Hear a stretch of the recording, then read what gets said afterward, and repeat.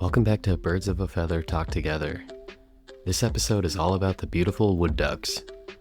One of the prettiest ducks in North America. You've probably also seen videos of them jumping from their nests when they're only a day old to join their moms down on the ground. We also talk a little bit about a family of barred owls that Amanda and I saw recently, and then answer a mailbag question on some owl chicks at Disney.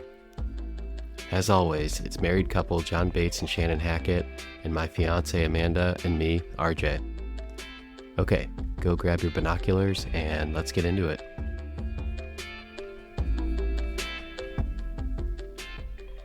So, wood ducks are in the show Parks and Recreation, which is about a government operation.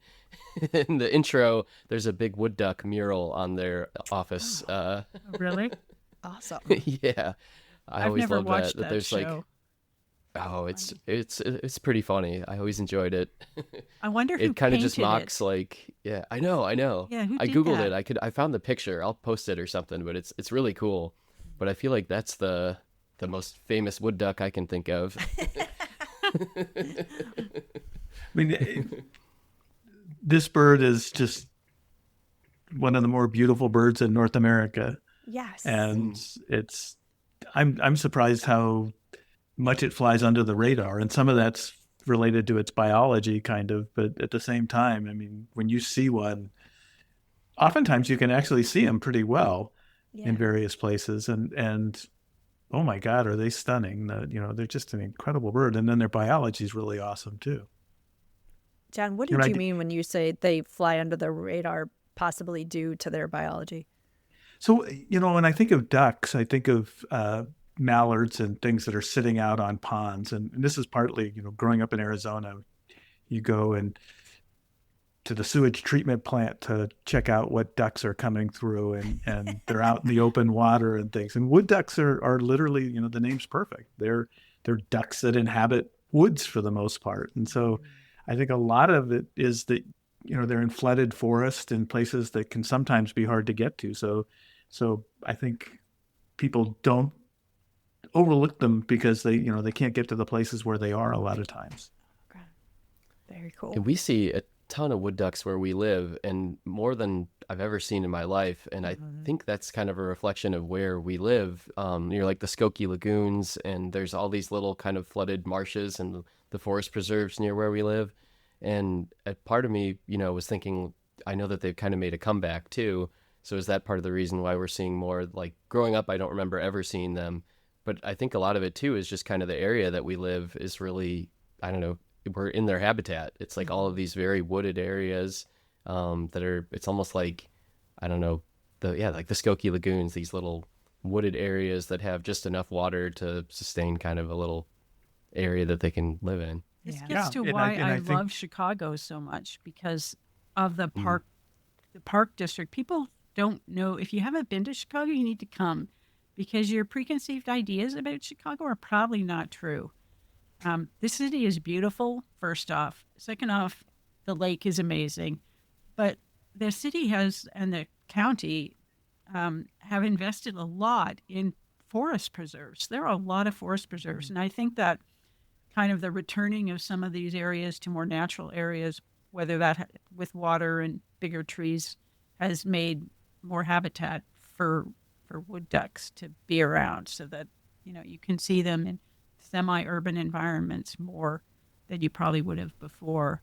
So, and it's one of those birds where they figured out that, I mean, historically the idea is that they nested mostly in pileated woodpecker holes, because they're a big enough bird that a smaller woodpecker wouldn't build a big enough hole for them to nest in. So they nest in trees, and that's another aspect of their biology that's really interesting. There are other ducks that do that, but they're the only one throughout that has as big a range across the United States, the continental United States, and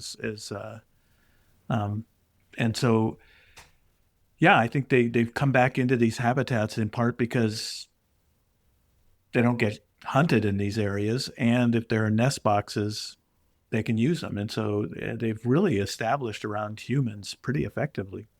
Mm-hmm.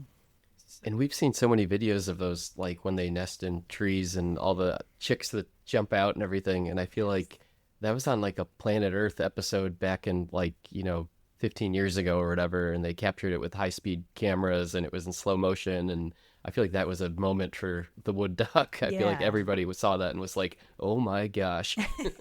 And you'd see them. And I read that they can jump like 50 feet. They fall 50 feet down to the ground and just bounce and then walk away from it. I think I read the record. It was 89 meters. Oh which is just like, what? Where was that? And who? Like the tree must have been on a cliff or something. And oh my gosh! Wait, how many feet, Shannon? Canadian Shannon? How many feet would that be? Multiply by a little bit more than 3. Yeah. Oh, wow. So 270 to 300 feet. 200. Yeah. That is insane. Like a redwood? So there are a couple things about that. So there's that height that clearly the chicks are actually kind of I think they're kind of perfectly designed in the sense that they don't weigh enough to really pick up speed on the way down all that much. And I mean, those videos are absolutely show it so well. They just basically, the female's down below and she makes some calls and, the male's not even there. The male doesn't even help with any of this. And they know to jump out. And the other thing I was going to point out about this too, which has some implications for kind of the thing we've been talking about with the design of the forest preserves and stuff, is I was reading that on average, in various places, they have to walk then from jumping out of the tree upwards of 2 kilometers to get to water.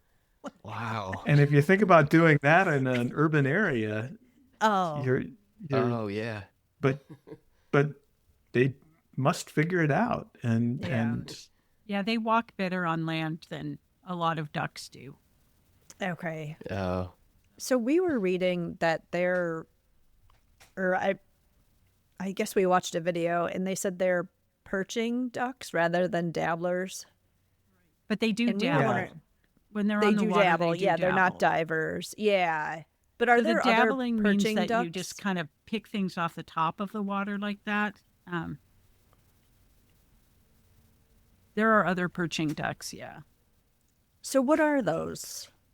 Well, the only other member of their genus is this other incredibly ornate duck called mandarin duck. Oh, awesome! Which is found in the Old World, and then they're related to a couple of other genera of ducks which tend to nest in trees, and so there are other species that do that.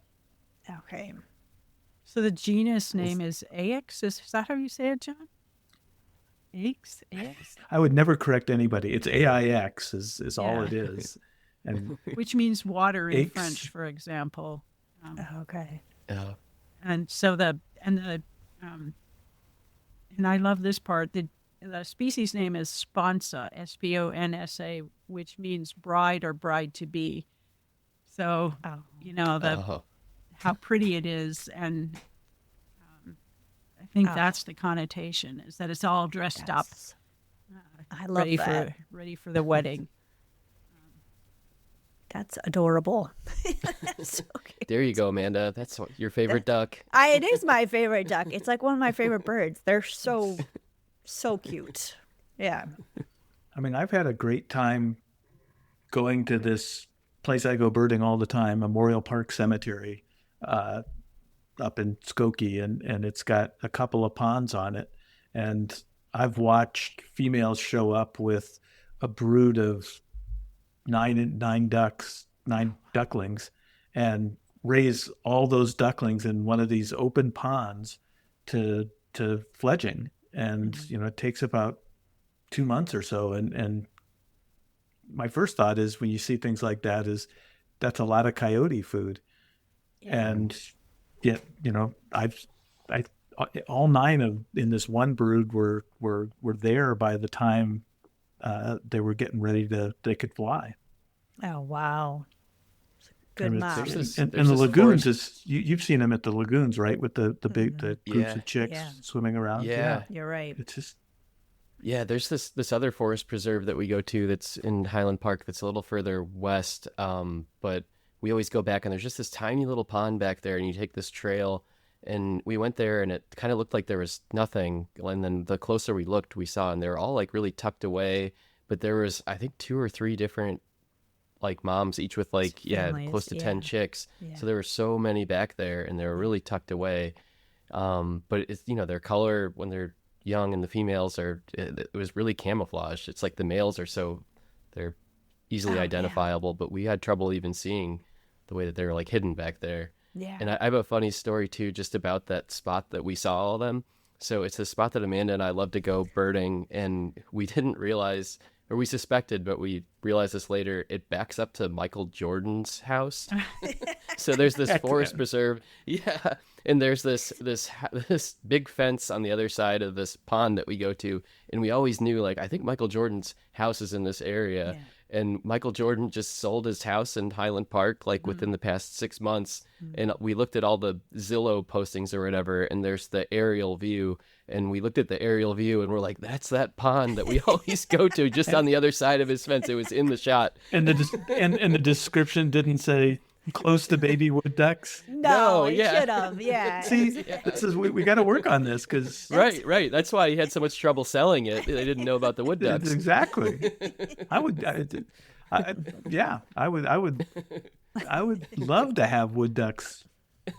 I know. Fledging, bringing young to my pond, and yes, that's After we moved here, and before my dad died, we went on this tour of all over the place. And if you drive up Sheridan Road, you'll drive past his house, and there's a big 23 on the metal gate that is off of his property. So, we did all kinds of weird things, really Chicago-y like things that related to sports. Before my dad died. It's super cool. Yeah, you're right. You can just drive right up to that gate. You can, yeah. You're still a long ways from the house. Right. I believe it. Yeah. And from the wood ducks, you have to go all the way around.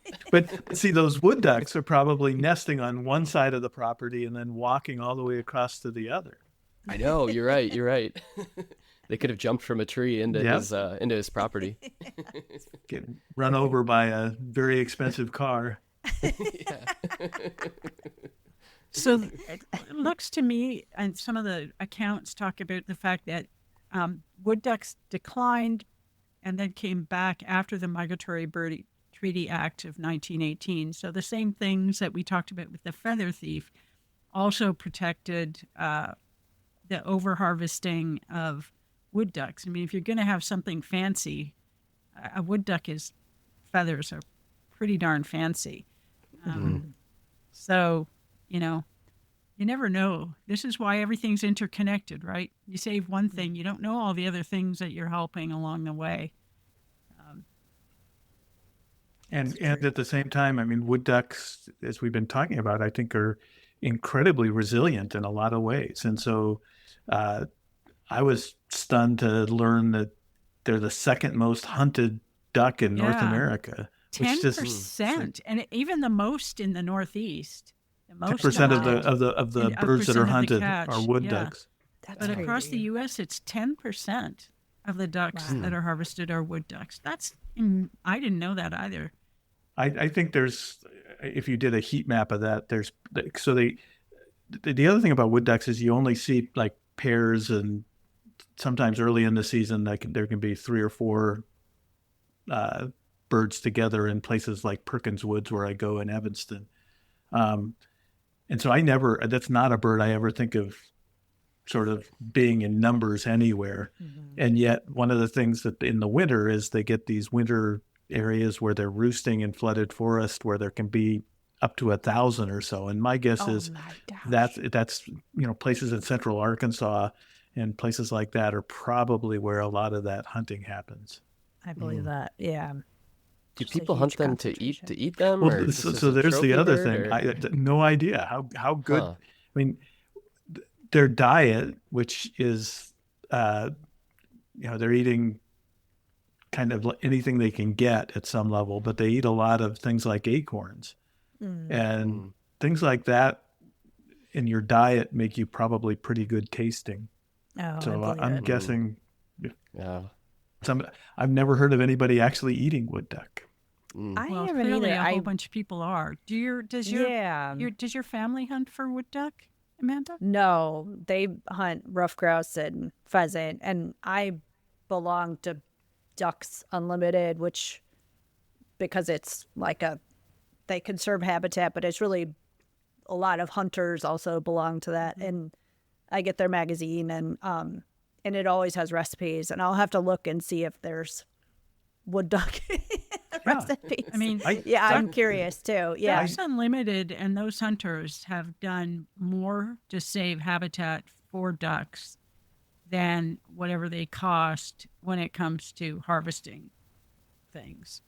You know, they're not harvesting themselves out of existence. They are making sure that there's enough habitat to responsibly harvest ducks. So, Amen. Yeah, my family belongs to Pheasants Forever. They're the same. It's like all about habitat, and it's like those hunters, they put so much money into habitat conservation. So, yeah, totally support that. So use the duck stamps, people. Oh, yeah. God, when I was a kid, all I wanted to do was learn to paint well enough to get into a duck stamp competition. Oh, right? That would have been awesome. I never knew they existed. Barely knew what a duck was. I'm not joking, actually. I mean, duck. Okay, well, fine. That's right. Definitely one of the more American things you can come up with is duck stamps. Yeah. Yeah, right. I did not know anything about duck stamps. And I was always confused by the fact that they really have no monetary value to speak of. I mean, I think they actually had something on them, but it wasn't like you were going to put them on an envelope and mail something. Right. It was and use them. Yeah. Right. I mean, the only thing I would have known about ducks was whatever Robert Bateman might have done any kind of art project on ducks. Have you heard of him? Okay. Robert I'm not Bateman. familiar with Robert Bateman. No. I think he probably entered a duck stamp contest at one point in time in his career. I don't know that for sure. He's a wildlife artist and cool. absolutely tremendous painter. And he does a lot of ducks? No, but so many wildlife painters do ducks. Oh, okay. It's just like, why not? If you can win the competition. Oh, right. I read that the wood ducks have slimmed, streamlined bodies to help them go through the forest. Do you believe that, John? Do you buy that?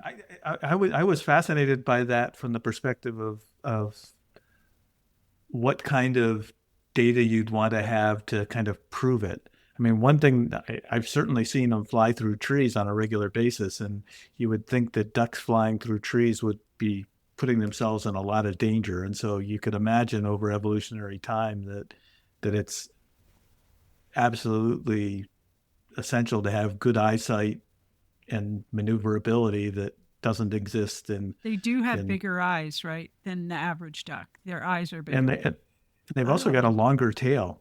That's actually one of the best ways to identify them from mallards, for instance, in flight is that they have this long tail. And it's shaped differently too.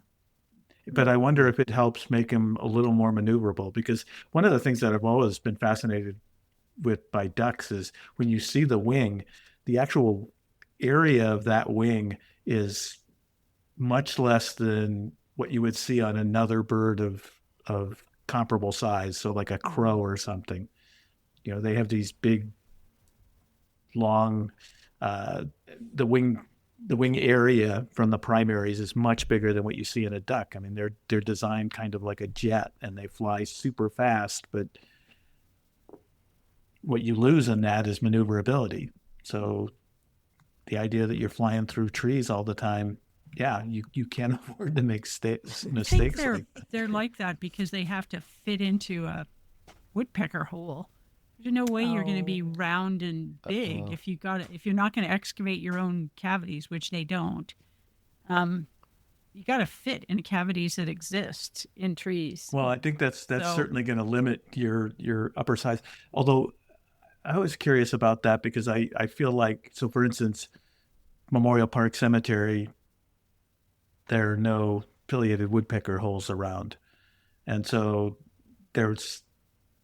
while I think I can absolutely imagine that they will use pileated woodpecker holes whenever possible. I think the other thing they're getting sold short for is being able to find, broken off branches that have areas where they can kind of get inside and just build a nest and protect themselves. I was thinking that would be an interesting study for somebody to do is look in areas where there aren't pileated woodpeckers and there aren't nest boxes, and they're still finding places to build a nest.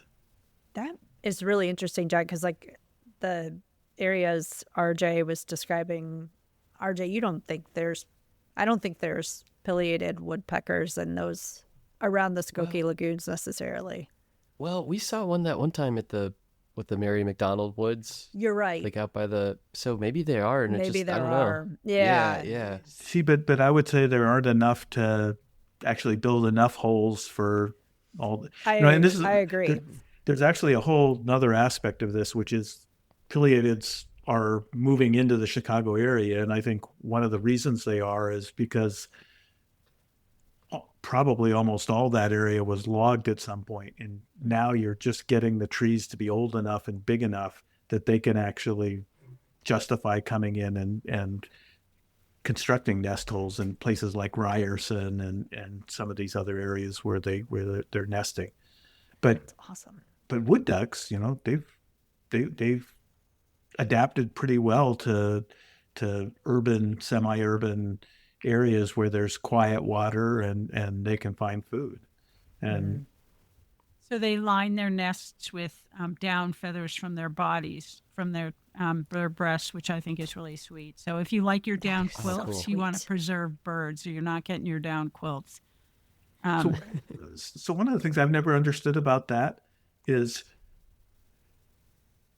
duck plumages are some of the most immaculate. It's very unusual to see a duck that's like missing feathers someplace. Yeah.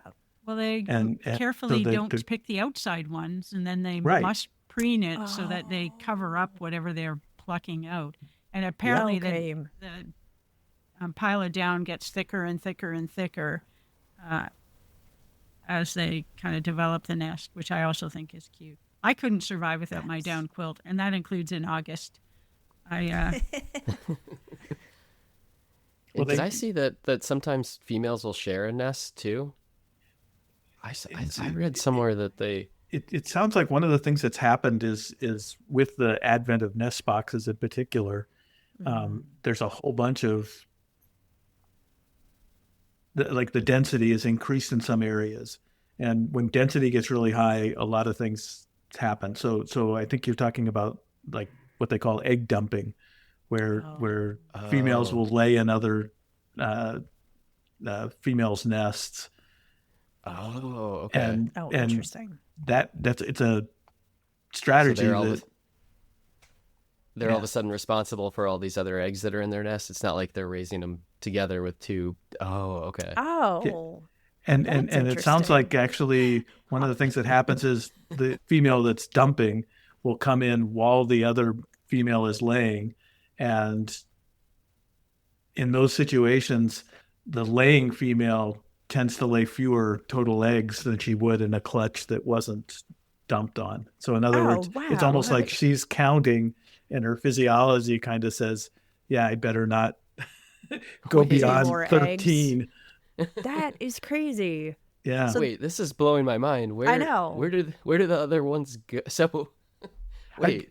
So when they're laying eggs, there's like it's not like there's a set amount, like there's 9 eggs inside of their belly. It's like they're producing like one after another after another. Usually, this is that's what happens. Really that's interesting question. Egg laying is a process. It's not like giving birth in the sense the way a human, if you had triplets, they're all going to come out within a few minutes of each other. That's not what happens. It takes sometimes several days, many days, before all the eggs are laid. And the female doesn't incubate them until she incubates all of them. So then they come out faster than they might have been laid. So they come out of there. Oh. You see what I mean? Because that stops or slows down the development inside of the egg when the female bird's warmth is not there to kind of speed the process up. So, but they've got to get all of the resources to make an eggshell. And because these things are precocial, you can have 16 of them.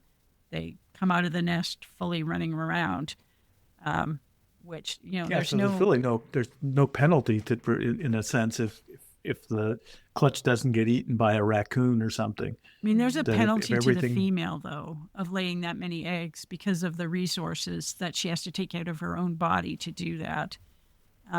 You're gonna worry about a female's bone densities and things like that because the calcium for the eggshell comes from somewhere. And of course, chickens are laying indeterminately. They just keep laying eggs. And right. In the natural world, I can think of at least one example. We could have Mary Hennon on to talk about peregrine falcons, where it looks like a female in one of the nest sites in Indiana may have laid 40 eggs in one season. Oh my God. And you're just so weird things can happen like that. But it's just. Oh, sorry, John, go ahead. No. Oh, I was to say I'm like so confused. So I'm trying to wrap my head around like going back, and I'm totally ignorant of how this works. Going back to what you said originally, John, is it a matter of like when another hen dumps on the primary hen whose nest this is, does that primary hen like leave eggs inside her, or does she not? Good question. She delivers that's them a really and she good doesn't tend question. to them. She doesn't make more, right? So, I mean, there's a choice, I suppose, but I mean, the body can shut that part down, right? So if you see that there's enough, then there must be visual cues that say, okay, no more, not producing any more eggs. So females can store sperm. So it's not like they have to have sex every time that they're going to produce an egg. So and I think they can store sperm and then fertilize and fertilize an ovum and produce an egg. Yeah. Wow. Really, it's true. And with ducks in particular, you've got this situation where the male isn't involved in anything. So, my guess is in some of those cases, the female hasn't found a nest site, but she's ready to lay. And what does she do? Well, if she finds another female that's got a box that's already started, she'll try to get in and drop an egg. Oh, wow. That's apparently the males don't help, but they do hang around while the female does the choosing of the nest site. The males hang around, but they don't help after that. They're not helping find it. They're not building it. They're not putting their own feathers in it or anything like that. But behaviorally, they kind of hang around while the female is choosing. Maybe that is some form of mate guarding, too, is that right then, the male sperm is what is being used to fertilize internally inside the female to fertilize those eggs. So preventing another male from being part of it could be part of what happens. I don't know. That makes sense. So but that's, expression of dumping, is that what like cowbirds do? Is that is that a different expression? So no, because I would say it's different, and the reason it's different is because cowbirds have evolved to become obligate, where that they literally are, and they're laying in other birds' nests, whereas I guess, birds so another whole nester is hooded merganser, and hooded merganser females will lay in wood duck nests in certain areas. But again, my guess is you've got a female that's ready to lay and hasn't found a nest hole or a site that she can use to build, or use to lay, and so she's going to look around for a place to drop it. Wow. Yeah. That's So cool. you want to hear some really silly facts about wood ducks? Yes. So, they hybridize in captivity extensively with their congeners, so with the mandarin duck. Oh, awesome. But they've also, humans are so bizarre. They have also interbred wood ducks with more than 20 other duck species successfully. Whoa. None of the offspring are fertile, it seems, but they will certainly create interspecies and sometimes intergeneric, actually almost always intergeneric eggs. Right. What's that Intergeneric mean? Between two different for genera instance, of birds. Oh, So okay. it's- Okay. They'll hybridize with mallards, and mallards Yeah. are in the genus Anis, and so they're sort of far apart on the evolutionary tree. I mean, we should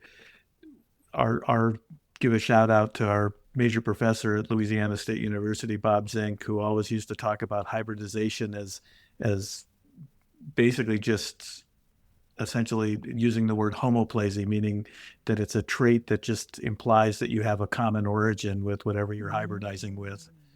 Which At the doesn't same mean time, immediate though, common origin. right, these things are actually oftentimes these hybrids are infertile, Okay. and so they're So- not able to. But there are pictures of them, and they are super bizarre looking. So you can. Oh, There are cool. hundreds of pictures of wood duck cross with whatever it is, and there's a lot of really bizarre. I mean, this sounds weird, but this is one of the ways where you kind of try to figure out how colors get made or how patterns get made as you make these hybrids, and then you see what's differently expressed in the developing embryos or in the feathers to figure out what it means, how you get certain colors or patterns. But it is So Shannon, would that happen? Let's say the mallard wood duck hybridization, that doesn't happen in nature. That's just like under human I don't know about that interference. one. I don't think those things are all that common, but it could be. I suppose I don't know the answer to that. There was a bird that showed up for something like, I think it was the same individual for something like 7 or 8 years in a row along the Chicago River in Evanston. That was a hybrid between a hooded merganser and a common goldeneye. Oh, wow. Oh. And it basically had the head of the goldeneye shaped like a hooded merganser. What the heck? And then Oh my it's gosh. and the interesting thing there is now you're talking about bills that are really different. One of them is merganser bills are designed for catching fish, whereas the goldeneye bills are designed for going down and grabbing shellfish and things. And yet this thing was clearly surviving. I don't know. I mean, these ducks are, one of the things about ducks too is again, I think basically all ducks have no long-term pair bonds. And so they pair up in the fall and breed, but then and females will go back and breed in the same holes in the case of wood ducks, with a pretty high percentage of them doing that. But I don't think they're mating with the same males year after year. I don't think there's any evidence of that. Wow. So, John, that bird you were just talking about, the goldeneye hooded merganser, we think that was natural. It wasn't like That a was a lab natural, leak or something? yeah. Wow. There was no, yeah. That's And crazy. again, that's how does that happen? It's a good question. I mean, it's obviously a lot of the pairing in ducks happens in the fall. And there's a so, lot of rape that happens in ducks. I mean, this is one of the first things you do when you teach the field part of ornithology, because you go and look at ducks on the pond because they're big. They're pretty easy to see, so you can teach people how to look for field marks, how to mallards. look at behavior. Yeah, but not just mallards. There are other ducks. And like duck rapists? Yes. Okay. They're just programmed to have sex at certain times of the year, and they don't care what it's with.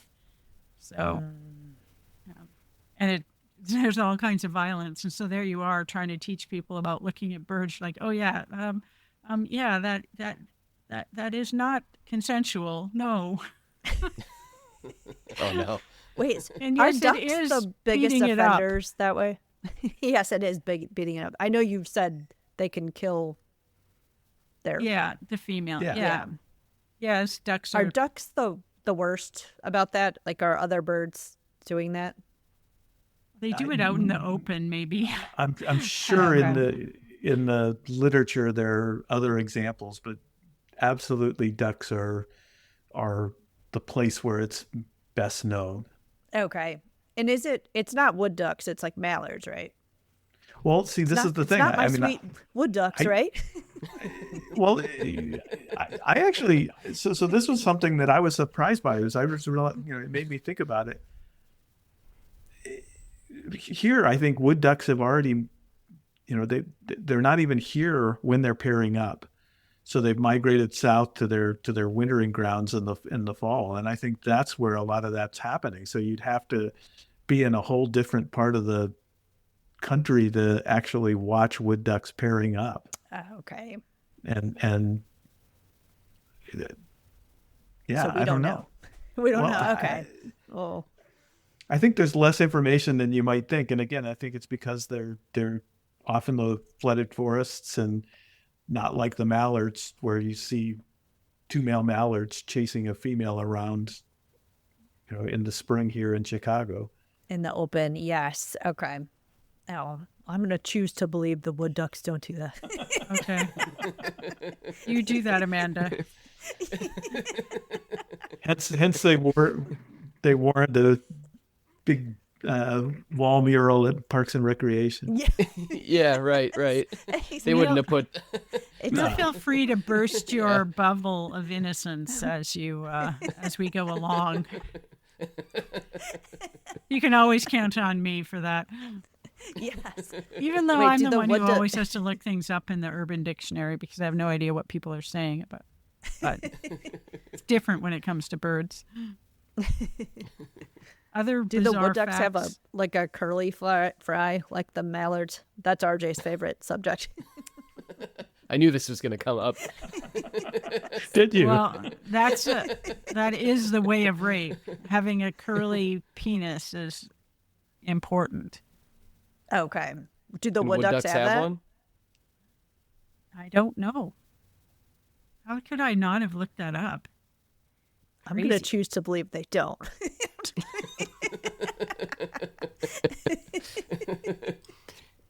Yes, Amanda, everything is perfect about them Yes. in your mind. Yeah. I mean, it is interesting that I feel like there's a gap in knowledge related to that. Wow. That's so interesting. I never thought about them like mating in remote areas where you wouldn't know as much. Yeah. Because you're right. You see mallards all the time doing stuff, I think. Yeah. Yeah. Yes. Wood ducks, apparently, if AI is correct, but I'm not so sure. They have a curly fry? Wait, I don't know if is it's the curly. AI giving you pictures? Oh, I don't. I think that's. Oh, the wood duck penis is a retractable organ stored inside the cloaca when not in use. Yeah, that just makes it a sound bird. curly. Yeah, doesn't sound not all curly to birds me. have penises. That's true. Well, for the sake of, I'm feeling uncomfortable about this curly fry penis talk. Do you guys You want to get into our started it. mailbag question? Yeah. Amanda did. It was Amanda. I think on that note, we should go to the They do mailbag. fly at 51 kilometers an hour on their migration, Oh, right? As we switch the wow. fun facts away from things that make us all blush. And they're amazing. retracted at that point. Yeah, it's John, inside we had aerodynamic pivoted. reasons. We had pivoted, and I didn't. They did not do this when I was growing up, but I didn't know that they've expanded pretty dramatically into British Columbia, including smack dab over the small town I grew up in. Cool. and including a recent record on the northern tip of Vancouver Island. So if you go off the coast of British Columbia, there's a pretty big island. Victoria's on that. It's called Vancouver Island, and they've gotten all the way up there with nesting. And mostly people think it's due to nest boxes. So that there's thousands and thousands of them deployed all over British Columbia, and apparently that's why they're actually nesting pretty successfully now. I was going to actually ask you guys. You told us that you saw some baby barred owls. Yes. Yeah. And were they using a nest box, do you think? Or does... Oh, I that's a don't good think question. so. Yeah, not that we didn't- could We tell. didn't see one in the area. And Okay. They were far up in the trees. Each was in like their own tree. And so Amanda spotted the mom first, and we walked up and were looking at it with binoculars, and then for like 10 minutes didn't realize that there was a second one or even a third one. And then all of a sudden looked up and there was one like right above us that we could see. And so we sat and watched that for 10 minutes. And then I was like, I think there's another one over there. And so, the chicks were, it was, one of them was on a really narrow branch and was kind of like walking, like trying to work its way closer to the tree. And we watched it over the course of like 20 minutes, just kind of like slowly work its way down this branch.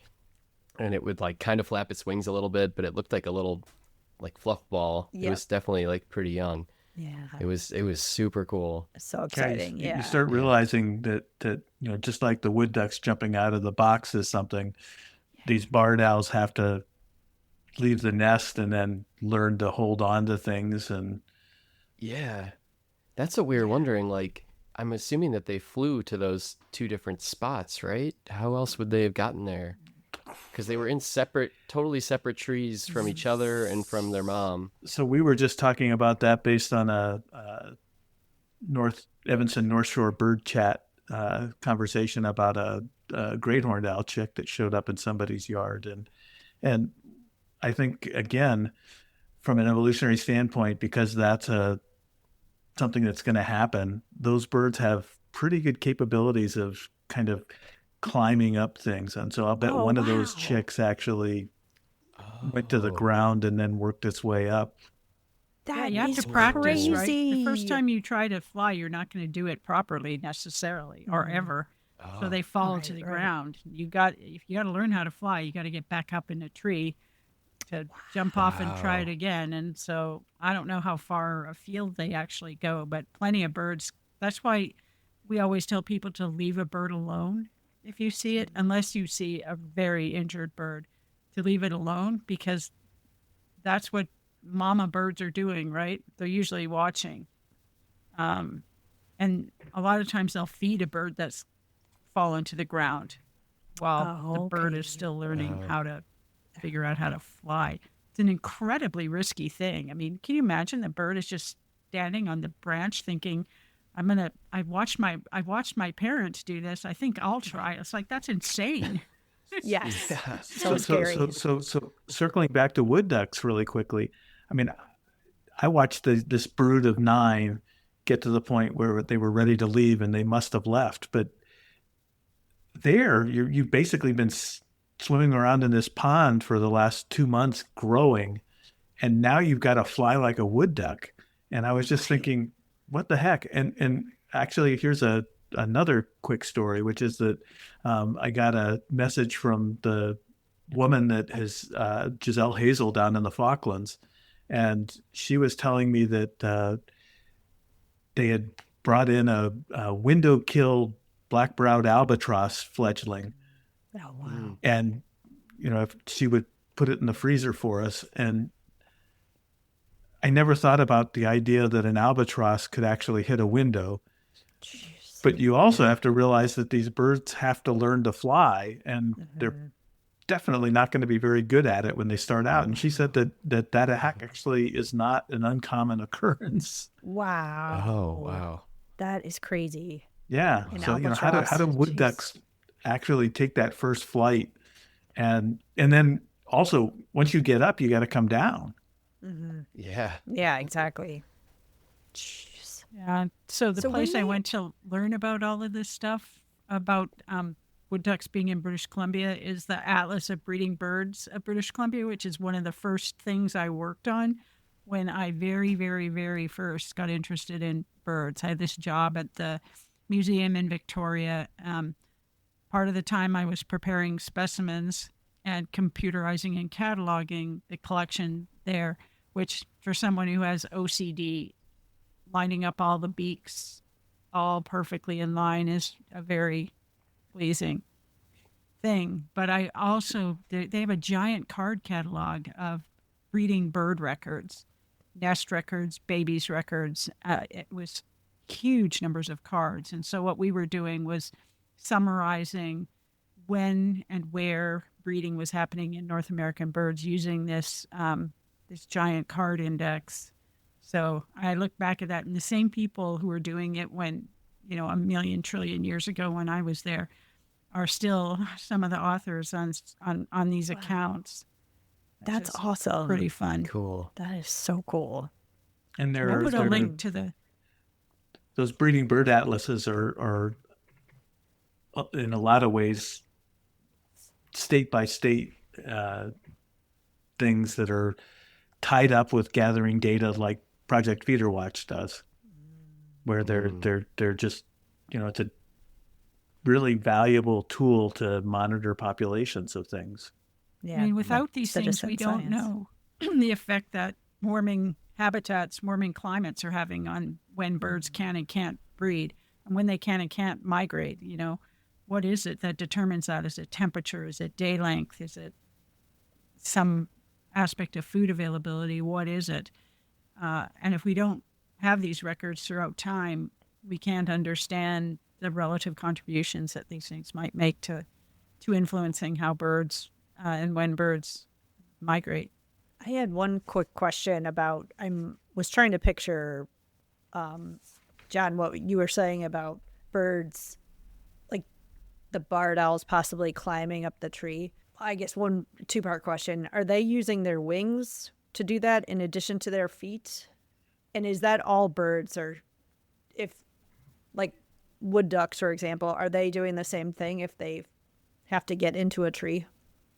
Yeah.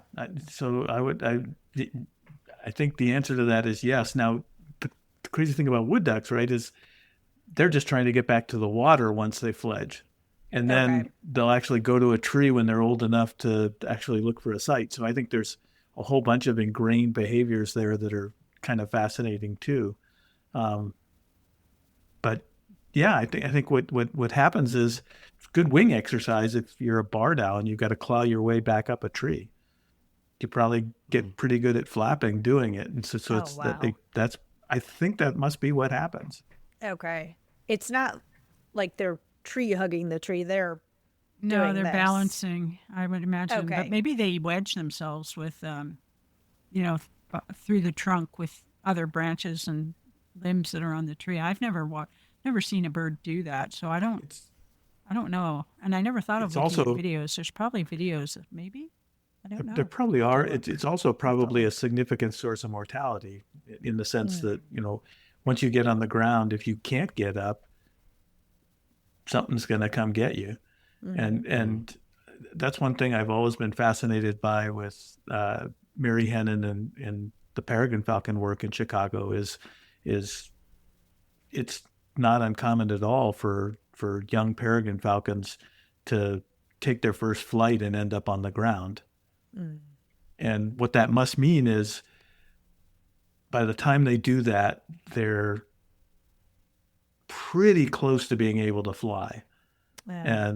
And so once they get on the ground, they must be able to figure it out. But again, they probably have to, getting off the ground is a lot different than dropping off a ledge where you've at least got a chance to open your wings and get to the next place.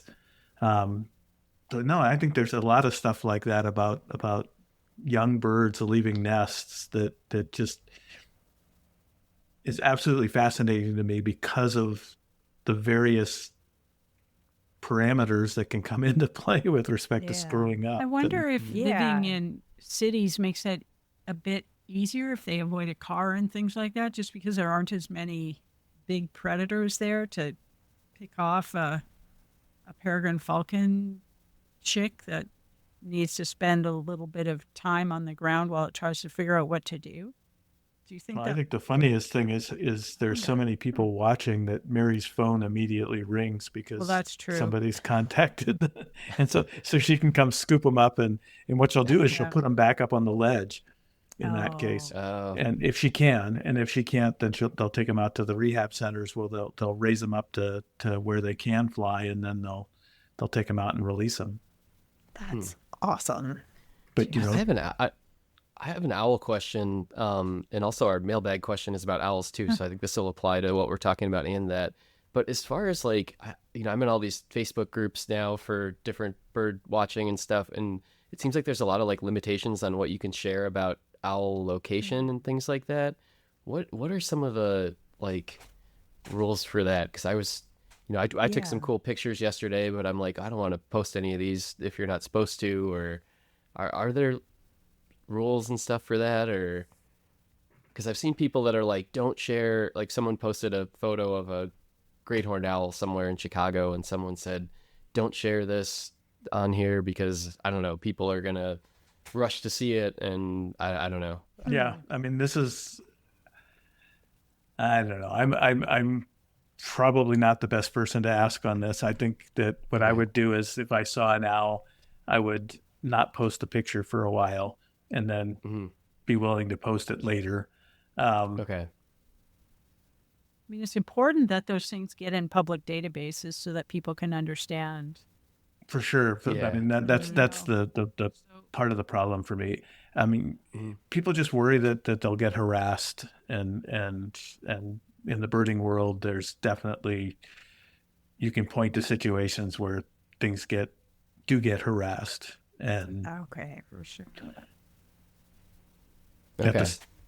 Yeah. So eBird, you want to log it in eBird, but maybe a photo, wait, or don't share the location of where the photo was. It'd be interesting to get some of the folks we know, like Matt Svitas, who's an editor for eBird, to talk about. I mean, they can shield some of those data, and this is something that happens across all aspects of biodiversity. So, for instance, iNaturalists will probably shield data from lots of different reptiles and amphibians, because if you do post the locality data, then people go out and collect them for the pet trade. And so there's different reasons why things would be problematic. And in the bird world, it's just felt like people go out and harass the owls, and so that's why there is at the age that you were looking at them. I think at that point they're way far enough along that there's probably not much that would happen. But at the same time, if people are bothered by it, that's okay. Yeah.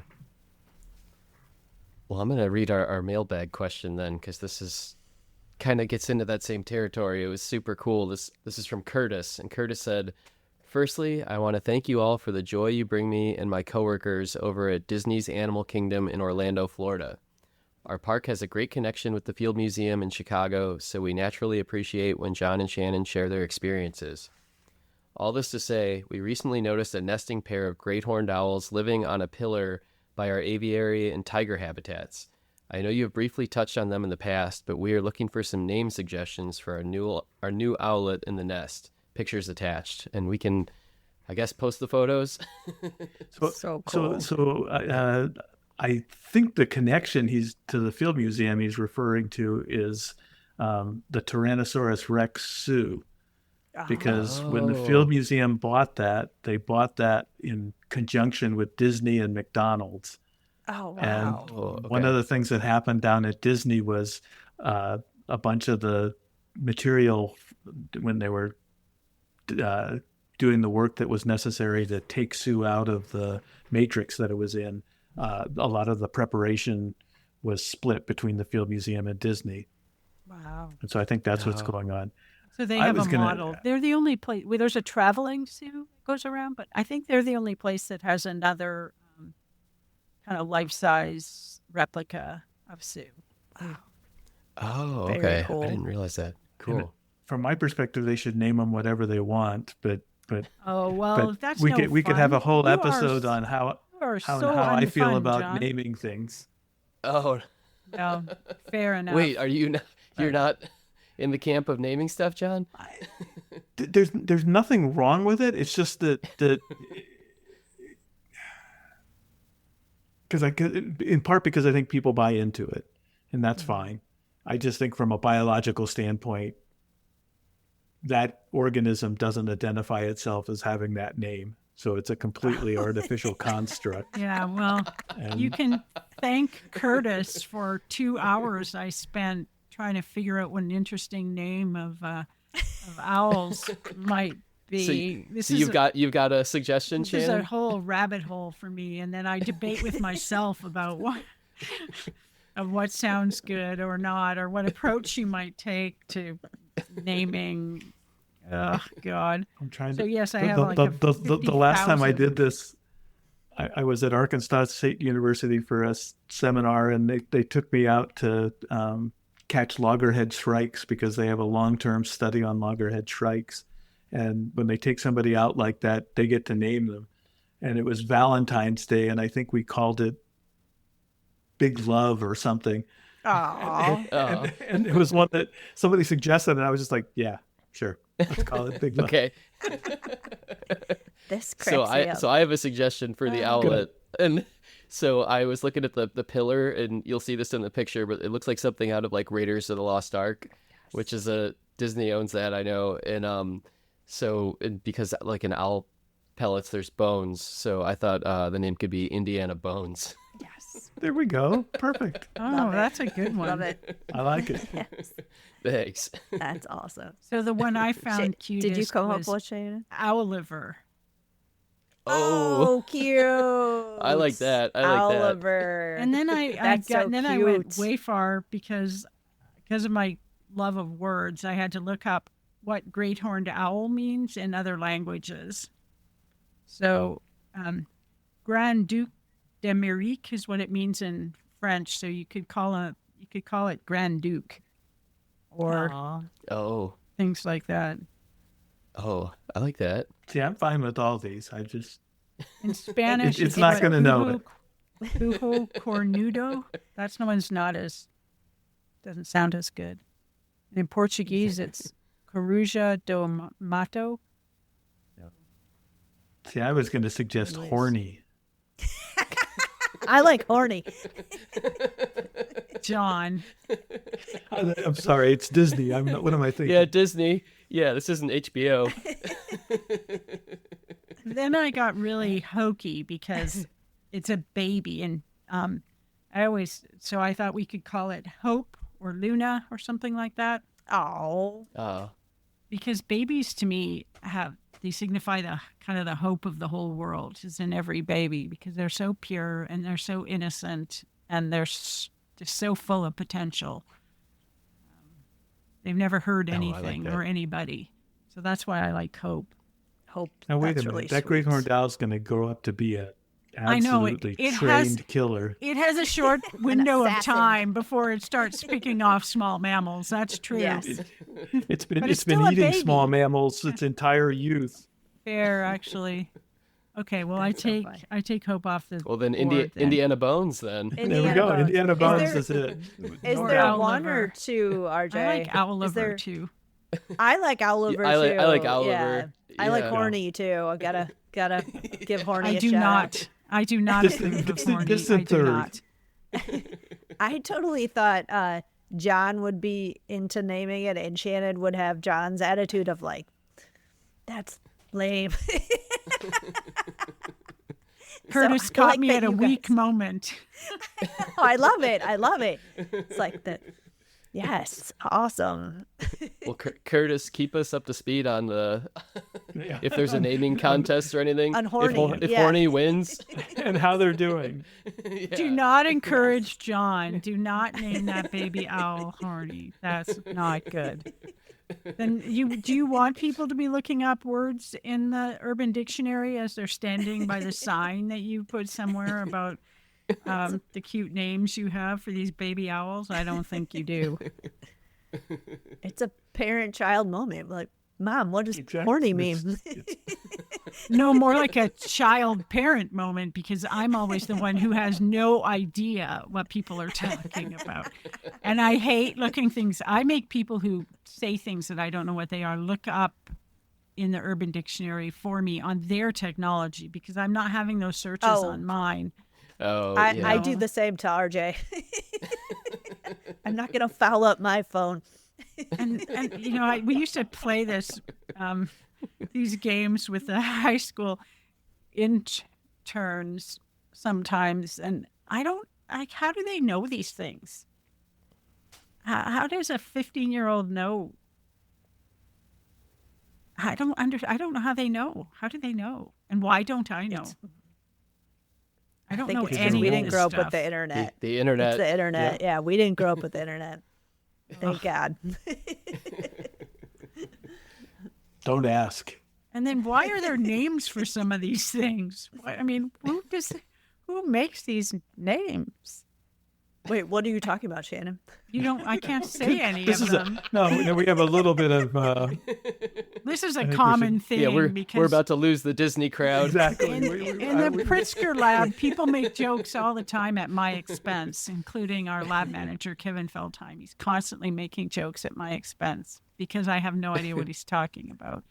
No, you should be and then proud he of takes that. great delight in telling me what these things are. And I'm like, no way, that's not a thing. Kidding me? Can you give us a PG No. example? No, she can't. No. Nope. I cannot. Okay. All right, And I will you can not. stop recording and Yeah, there's no. You can ask teenagers who might listen what the kinds of things are, but I'm not telling that.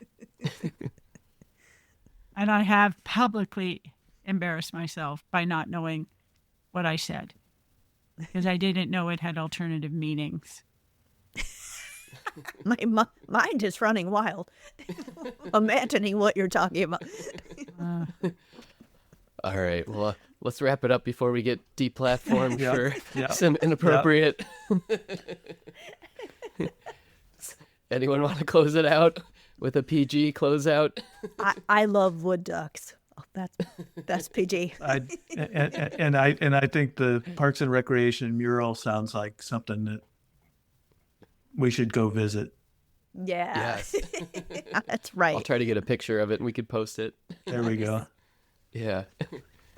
All right. Thanks, everyone.